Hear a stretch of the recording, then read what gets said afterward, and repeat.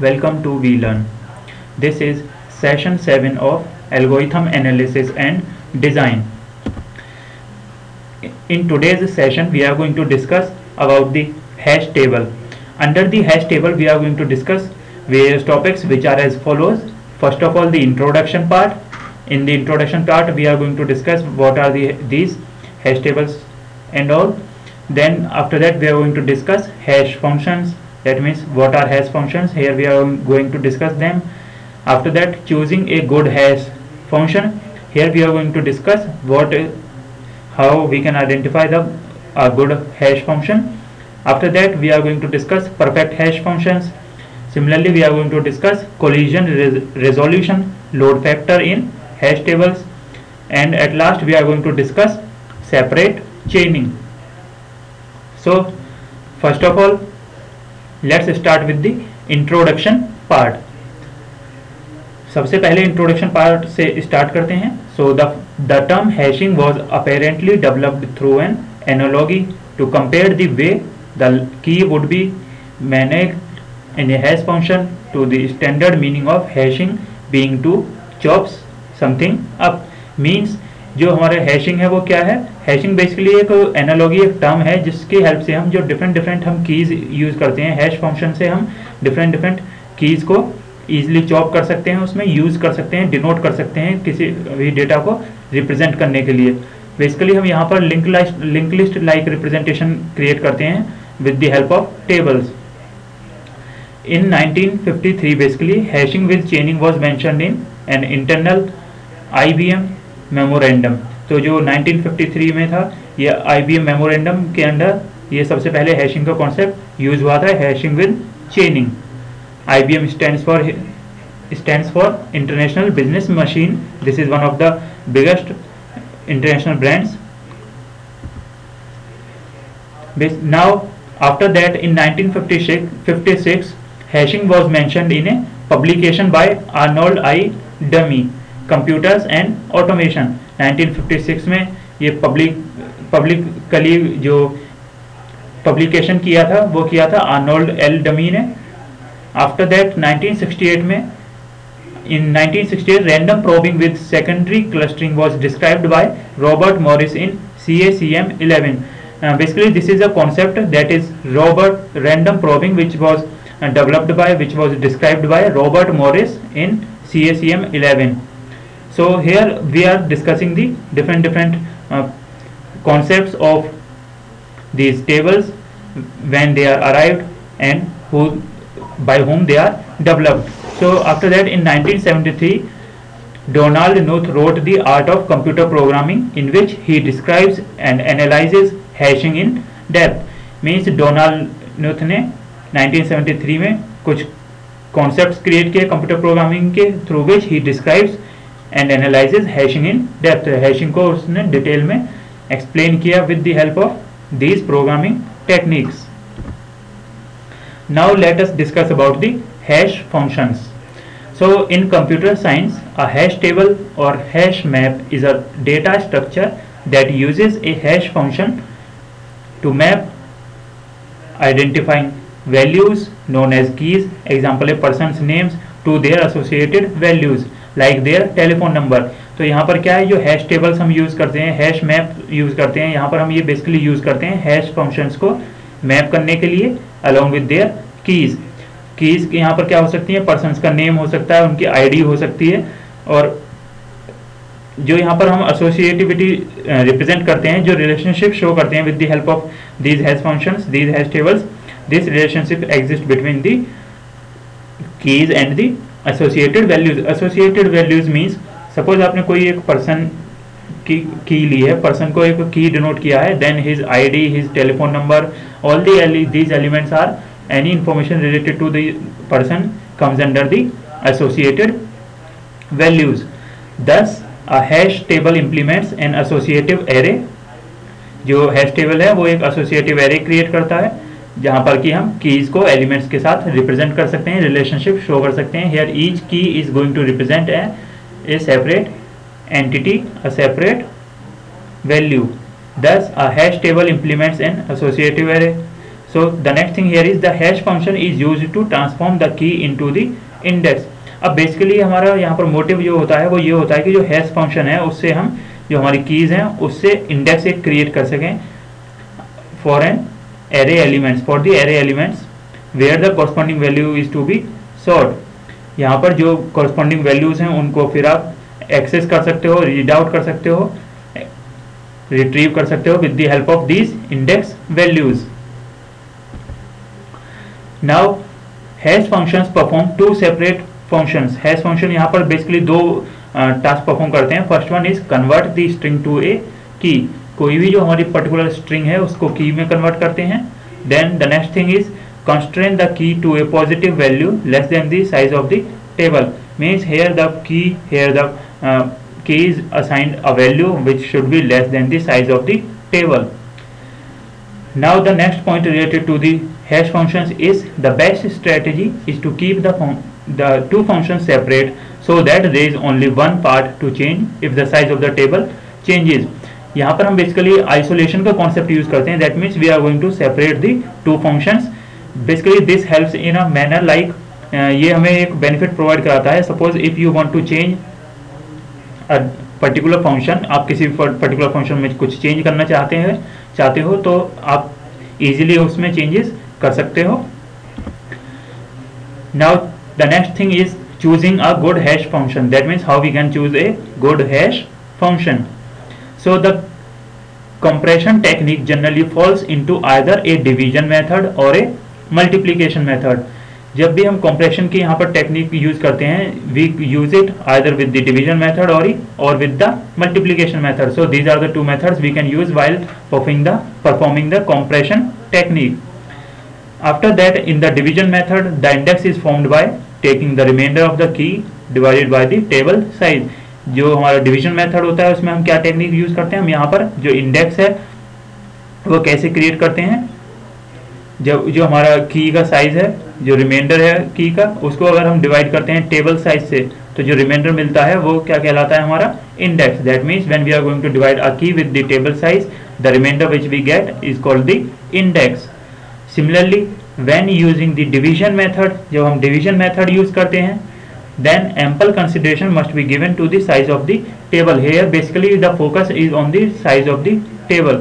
यहाँ पर जो फोकस होता है, मेन फोकस होता है वो साइज ऑफ द टेबल पर होता है। After that, the best choice for table size is usually a prime number not too close to a power of 2. जो भी टेबल का साइज यहाँ पर डिफाइन किया जाता है वो 2 के पावर्स में ही डिफाइन किया जाता है, and that should be a prime number not too close to a power of 2 के ज़्यादा 2 की पावर्स के ज़्यादा क्लोज नहीं होना चाहिए, but here we represent this in the form of even numbers. This should be a even number. Now comes the perfect hash function.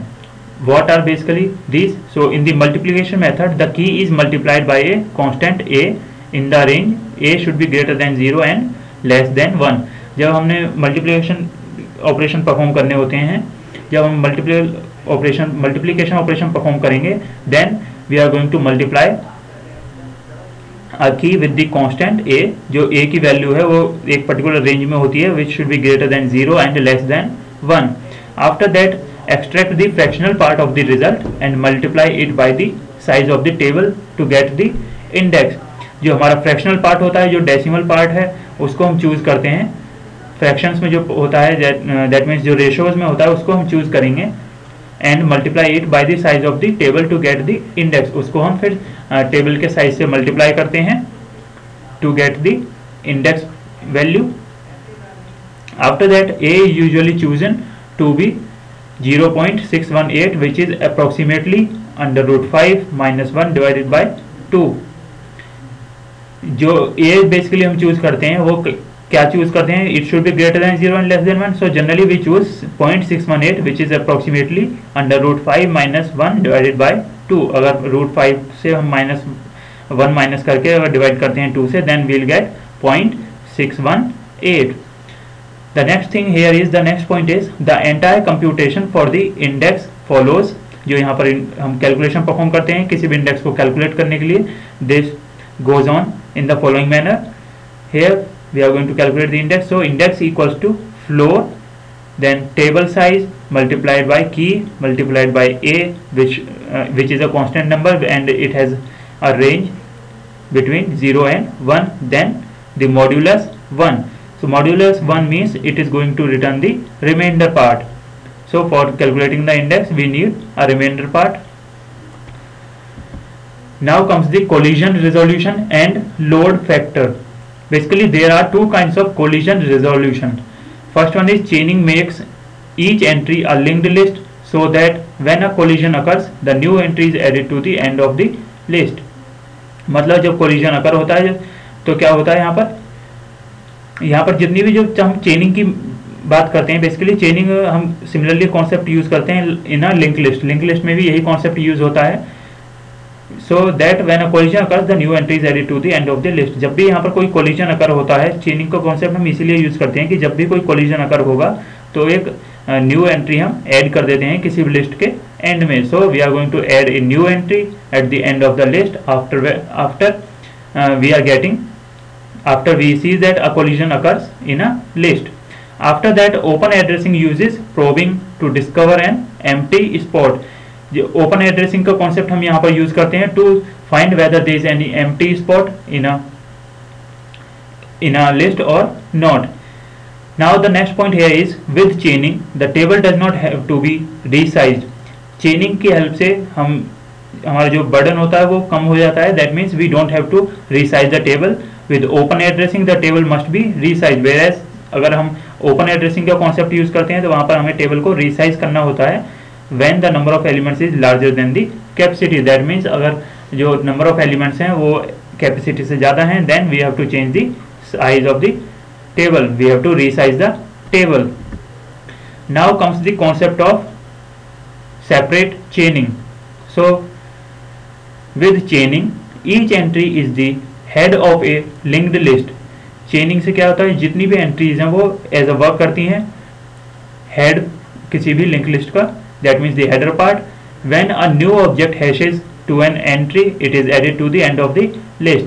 That means कि अगर कोई भी नया ऑब्जेक्ट कोई भी न्यू एलिमेंट एंटर होता है हैश टेबल में या हैश में तो वो किसी भी लिस्ट के एंड में ऐड होता है.